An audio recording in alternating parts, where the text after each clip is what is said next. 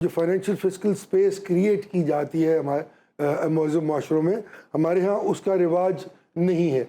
अब देखें ना, फिर 2400 अरब रुपया आपने रख दिया अपने ललों के लिए और 1400 अरब रुपया आपने रख दिया डेवलपमेंट के नाम पे, जिसमें से कमीशनें खाई जाएंगी। आप कंपैरिजन कर लेना कि जब फ्यूल एडजस्टमेंट चार्जेस होंगे जिनका आपको, मुझे तो आज तक मतलब नहीं समझ आया कि वो क्या है। इनकम टैक्स बिल में इनकम टैक्स ले आपने फिर वही काम किया ना, इनडायरेक्ट टैक्सेशन आपने इतनी बढ़ा दी क्योंकि आप नाकाम होते हैं हर साल टैक्स कलेक्ट करने में। अब तो ज़हीम साहब और आप इनडायरेक्ट टैक्सेशन इतनी बढ़ा देते हैं और फिर आप छुरी चलाते हैं तनख्वाहदार पे, वो आपने फिर चला दी है। जिस तरह शहबाज कह रहे थे कि अगस्त की पे मिलेगी तो लग पता जाएगा सबको, आपने हर तनख्वाहदार आदमी फिर छुरी चला दी। ज़हीम साहब, इससे पहले कि सर आपसे आपका तज्जिया ले, हमारे सीनियर एक्टर हैं राशिद महमूद साहब, उन्होंने अपने जज्बात का इजहार किया। एक वीडियो हमारे पास है जी, पहले वो देखते हैं, फिर उस पर आपकी राय लेते हैं जी। 45,368 रुपए का बिल आ गया है। इस मुल्क के जो अरबाब इख्तियार हैं, जितने सारे के सारे, सब पे कोई ना कोई एलिगेशन है। करोड़ों अरबों खरबों रुपए का जो वो मुल्क से ले गए हैं बाहर, एक टेडी बस उनमें से कोई वापस नहीं ला रहा, और वो हमें हमारे इस नेशन को एक अजाब में मुब्तला किया हुआ है। मरने की ख्वाहिश नहीं, दुआ कर रहा हूँ रब से कि मेरे मालिक, में 4 मरतबे मुख्तलिफ अटैक्स में हूँ और हर बार तूने मुझे बचा लिया। क्यों बचा लिया? मुझे उठा ले, मुझे नाकाबिले बर्दाश्त हो गया। इस मुल्क की सारी जिंदगी जो खिदमत की मैंने, गलत किया मैंने। मैं भी चोरों के साथ शामिल हो जाता तो आज मैं भी ये चीखा चहाड़ा नहीं कर रहा होता, लेकिन मुझे अपने रब के पास जाकर भी तो हिसाब देने हैं। अरे तुम हमें कुछ दे नहीं सकते तो हमारा जीना भी हमसे छीन रहे हो। तो ये जो आवाज है ये सिर्फ राशिद महमूद साहब की नहीं है, ये पूरे पाकिस्तान की आवाज है। ये हर घर से ये आवाज निकल रही है, ये हर शख्स परेशान है। ये चीखें जो बिल को देखकर निकल रही है ना, ये राशिद साहब की नहीं है। ज़हीम साहब क्या कहेंगे? ये आवाम की आवाज है। देखिए, ये तो बात बिल्कुल दुरुस्त है, और किसी भी उम्र रसीदा शख्स का इस तरह अपने मुआशी मामलात के बारे में जो बात कर रहे हैं, वो अरबाब इख्तियार के लिए और रियासत पाकिस्तान के लिए शर्म का मुकाम है कि जहाँ हम अपने बुज़ुर्गों को, जो ऑब्वियसली अब कोई काम नहीं कर सकते, उनका कोई ख्याल नहीं कर सकते और उनके लिए कोई अवेलेबल रिसोर्स नहीं है। प्रॉब्लम फिर वही है कि जो फाइनेंशियल फिस्कल स्पेस क्रिएट की जाती है हमारे मौजूद माशरों में, हमारे यहाँ उसका रिवाज नहीं है। अब देखें ना, फिर 2400 अरब रुपया आपने रख दिया अपने ललों के लिए और 1400 अरब रुपया आपने रख दिया डेवलपमेंट के नाम पे, जिसमें से कमीशनें खाई जाएंगी। तो मेरे ख्याल में ये तो मज़ाक़ खेज़ गुफ्तगू है ना बीबी। आप किस तरह इस मुल्क को चलाएंगे? आपका अवेलेबल रिसोर्स, आपका जो प्रीएम्प्टिव टैक्स का आप ओवर एम्बिशियस टारगेट रखते हैं, वो हर साल आपके मुंह पे चुपेड़ की तरह मार दिया जाता है, क्योंकि आप इस काबिल नहीं है कि आप प्रॉपर टैक्स कलेक्शन कर सकें। और उसके बाद उसी पे आपने बेस करके आपने एक डेफिसिट बजट बनाया होता है।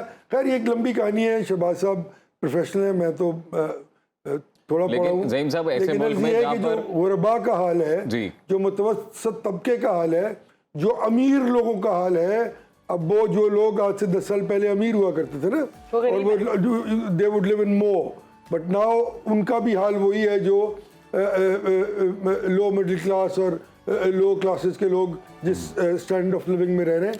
तो ये मेरे ख्याल में एक बदकिस्मती है इस मुल्क की। और एक बात उन्होंने बहुत अच्छी की, वो ये की कि पैसे वापस ले आओ। और आप आज, मैं आपको गारंटी देता हूँ, अगर सिर्फ लीडरशिप जो इस मुल्क को मुक़य्यद किए हुए हैं अपने सियासी ड्रामों से और वोट लेके इक़्तिदार में आते हैं, अगर सिर्फ वही लोग जो असेंबली में बैठे हुए हैं या ये 3 बड़े ख़ानदान, अगर ये सारे के सारे अपना पैसा पाकिस्तान में लाके पाकिस्तान को ना दें, एग्जैक्टली आपने लूट लिया भाई, लूट लिया, यहाँ इन्वेस्ट कर दें तो 200-250 बिलियन डॉलर पाकिस्तान में अगर आ जाए, आप बता दीजिए, किसी माहिर मईशत से पूछ लीजिए कि 200-250 बिलियन डॉलर अगर एकदम पाकिस्तान की इकोनॉमी में आ जाए तो आपको विद इन आवर्स जो है वो अपना पैसा लेकर आकर इन्वेस्ट करना तो बहुत बड़ी बात है सर। यहाँ पर ये है जी कि गवर्नर केपी हैं फैसल करीम गुंडी साहब, उन्होंने अब जाती रिहाइशगाह को गवर्नर हाउस डिक्लेयर। अच्छा, मैं सबसे एक्सपेक्ट करता था, मैं फैसल करीम गुंडी जो है ना, वो बड़ा ऑनरेबल आदमी, उनसे नहीं करता, मैं उनसे एक्सपेक्ट नहीं करता था कि वो ये काम करेंगे। और आलम यह है कि उनकी जो गाड़ी है ना, मैं नाम नहीं लूंगा उसका, जी जी। वही गाड़ी जो है वो कम से कम 50-60 लोअर मिडिल क्लास लोगों की महीने का पूरा की आमदनी में। और सर जरा ने इसी से जुड़ी एक और खबर ये बताइए कि जी पेस्को के नादहिंदा हैं, वो फैसल करीम कुंडी की जो जाती रिहाइशगाह है, पेस्को की नादहिंदा भी है और पेस्को के 21 लाख रुपए के बकियाजात पैसे इस तरह बनते हैं, गवर्नर हाउस को अदा करने होंगे। पैसे इस तरह बनते ज़हीम साहब, ये हमने जैसे शहबाज साहब भी बात कर रहे थे बजट के हवाले से, हुकूमत ने जो नए माली साल में बजट टैक्सेस के बारे में बताया, 200 अरब रुपए के नए टैक्सेस आवाम पर लगने जा रहे हैं। 10 जुलाई के बाद बिजली और गैस महंगी कर दी जाएगी, पेट्रोल वैसे ही महंगा कर दिया गया, अभी मजीद कहा जा रहा है कि महंगा होगा। अवाम जिंदा बच पाएगी? कोई सूरत हाल नजर आ रही है आपको? देखिए ना, वो इनकैपेसिटेटेड गवर्नमेंट है ना। एक नॉन प्रोफेशनल आदमी को आपने, एक बैंकर को आपने फाइनेंस मिनिस्टर लगा दिया, जबकि यहाँ पे एक पॉलिटिकल इकोनॉमिस्ट होना चाहिए जो पल्स जानता हो लोगों की, जो डिलीवर करते वक्त ये देखे कि मैंने ग्रास रूट लेवल पे जो 3rd-4th टियर के लोग हैं उनको किस तरह फैसिलिटेट करना है, जो रियासत का असल काम है। दूसरी बात ये कि पैसे बनाने की तो राय नहीं, हुकूमतों का काम पैसे बनाना नहीं होता, हुकूमतों का काम निज़ाम को चलाना और गरीब आदमी को फैसिलिटेट करना होता है।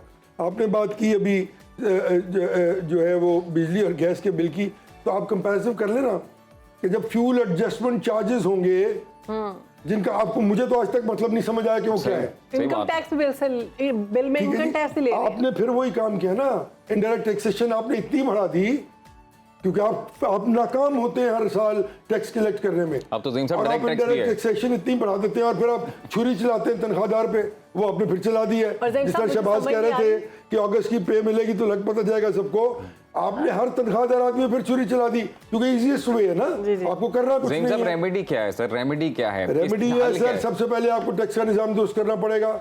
आपको डायरेक्ट या इनडायरेक्ट टैक्सेशन में से एक मद को चुनना पड़ेगा।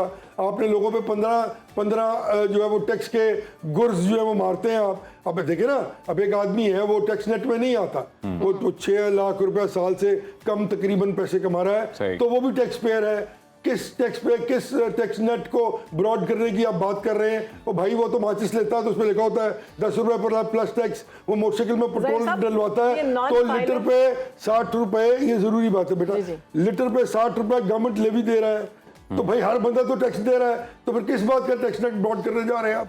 अजीब बेवकूफ बनाने का इन्होंने वतीरा रखा हुआ है। और वो क्योंकि खुद कुछ नहीं आता, जोहला है और वो मक्खी पे मक्खी मारी जाते हैं, उसी रिजीम को घुमाकर वही जो बेचारे तनख्वाहदार हैं उन पे रोज छुरी चला देते हैं, जो जिनसे टैक्स लेना है। वो कल देख रहे थे वहाँ एक प्रोग्राम में, शहबाज भी बैठे हुए थे एक निजी चैनल में, तो वहाँ मारिया बीबी है वो प्रोग्राम कर दी। एक साहब है वो जो डिप्टी फाइनेंस मिनिस्टर है, वो दे रहे हैं 4 लाख रुपए टैक्स, कोई दे रहा है 28,000 रुपए टैक्स, कोई दे रहा है 3.5 लाख रुपए टैक्स। ये असेंबली के लोग हैं और उनकी इनकम देख लें आप, उनका लाइफस्टाइल देख लें आप, उनका बिल जो है बिजली का एक महीने का। सर ज्यादातर ज़हीम साहब इनकम वो ऐसे प्रोफेशन से है ना जो अंडर टैक्स है, मतलब जैसे ज़राअत है या फिर रियल एस्टेट के बारे में कहा जाता है कि वहाँ पे जितना डिजर्व करते हैं ये सेक्टर्स टैक्स लगाना उतना नहीं है। ज़हीम साहब, ये मोहम्मद औरंगजेब साहब ने खबरदार किया आवाम को कि नॉन फाइलर की इस्तिलाह खत्म कर देंगे। हाल उन्होंने ये ढूंढा है कि नॉन फाइलर जो है ना, अब वो टैक्स नेट में आएंगे या जेल जाएंगे। टैक्स जैसे आपने कहा वो पहले ही दे रहे हैं, तो क्या ये हाल है इनके पास? मजाकिया खेज गुफ्तगू की है उन्होंने, जानते नहीं है क्योंकि पॉलिटिकल करेक्ट नहीं है ना, उनको इल्म नहीं है, पल्स नहीं आती पाकिस्तानी कौम की। 20 साल से तो वो हॉलैंड में कई करोड़ अरब रुपए तनख्वाह ले रहे थे। अर्ज ये है कि आपने एक बात की कि जी जो नॉन फाइलर है, जो नॉन टैक्स पेयर है, वो ट्रेवल नहीं कर सकता, ये बात हुई थी। आप मुझे बताइए कि इन्होंने पाकिस्तान के जिसको कहते हैं ना कि दिल में छुरी घोंपी है ये काम करके। जितना लोग आदमी बाहर जाता है, बाहर के मुल्कों में जो लोग जाते हैं वो अरबों रुपया वहां से डॉलर की शक्ल में पाकिस्तान भेजते हैं, ठीक है जी, और वही उन्हीं पे आपका पूरा मुल्क चलता है। आप में कैपेसिटी नहीं है कि आप खुद जो है वो फाइनेंशियल फिस्कल स्पेस क्रिएट कर सकें या बिल्ड कर सकें, और आप उन तरसीलात पर जो वो कमा के अपने घर वालों को भेजते हैं उन पे आपका पूरा मुल्क डिपेंडेंट है। आप कह रहे हैं वो ट्रेवल नहीं कर सकेंगे, तो जो मजदूर जाता है यहाँ से काम करें Dubai, Sharjah, Abu Dhabi, Saudi Arabia और दीगर ममालिक में, आप उससे पहले पूछे ना कि तू तो भाई नॉन फाइलर है, तुझे तो चढ़ने ही नहीं देंगे।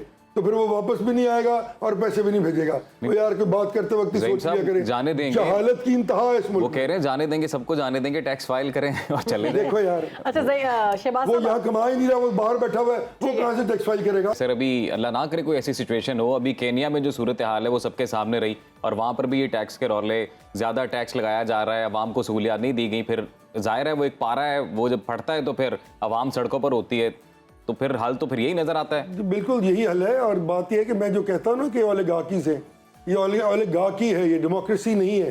वो पिरामिड्स हैं, उन लोगों के अपने अपने उन्होंने किले बनाए हुए हैं, वो अपनी मर्जी की पॉलिसीज़ बनाते हैं, उनको उन पॉलिसी से फ़ायदा उठाते हैं, एसआर इशू करते हैं, एसआर रखते हैं, उठाते हैं, FBI भी उनका मुलाजिम, और वो you scratch my back I scratch yours, ये सब एक दूसरे के लिए भी ये करते हैं। ये 2-3-4 जो पॉलिटिकल पार्टीज इस मुल्क में आए, जो फाइक हैं, वो यही कर रही है ना हमारे साथ। तो जो भी आता है वो ये करता है, वो भी उसका एक उस ओलिगार्की का एक सतून बन जाता है अपनी फाइनेंशियल गेन्स के लिए, और वही इन्वेस्टर्स जो एक के होते हैं हुकूमत में, वो दूसरे के भी बन जाते हैं। वक्त ने साबित किया ना, जो एक साहब हैं बहुत बड़े प्रॉपर्टी टाइकून, वो हर एक के पीछे होते हैं। जी जी जी, बहुत बड़े बड़े दावे करते इतने थे बड़े खान नाम भी नहीं ले साहब, और उनके पीछे भी वही निकले 190 बिलियन पाउंड। वो आजकल आजकल बड़े परेशान हैं, आजकल उनको बड़ा दबाव है। देखें, इस तरह नहीं करते।